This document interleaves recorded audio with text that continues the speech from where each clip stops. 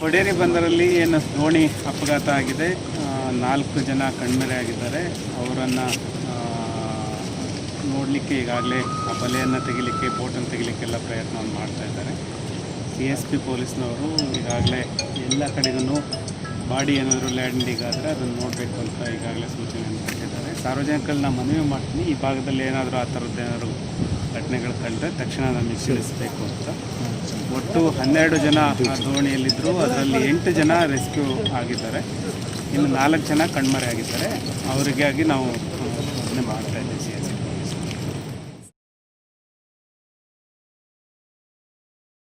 ಆದರೂ ಈಗಾಗಲೇ CSP ಪೊಲೀಸ್ನವ್ರು ಇಲ್ಲೇ ಇದ್ದಾರೆ, ಇನ್ಸ್ಪೆಕ್ಟರ್ ಅವರು ಇದ್ದಾರೆ. ಅವರು CSP SP ಅವ್ರ ಜೊತೆಗೂ ನಾನು ಮಾತಾಡ್ತೀನಿ.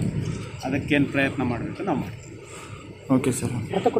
ಪರಿಹಾರ ಏನಾದರೂ ಅದನ್ನು ಮೀನುಗಾರಿಕೆ ಇಲಾಖೆ ಅಧಿಕಾರಿಗಳಿದ್ದಾರೆ, ನಾವು ಮಾತಾಡ್ತಾ ಇದ್ದೀವಿ. ಸರ್ಕಾರದಿಂದ ಏನು ಸಿಗಬೇಕು ಸೌಲಭ್ಯ ಅದನ್ನೆಲ್ಲ ಒದಗಿಸ್ತೀವಿ.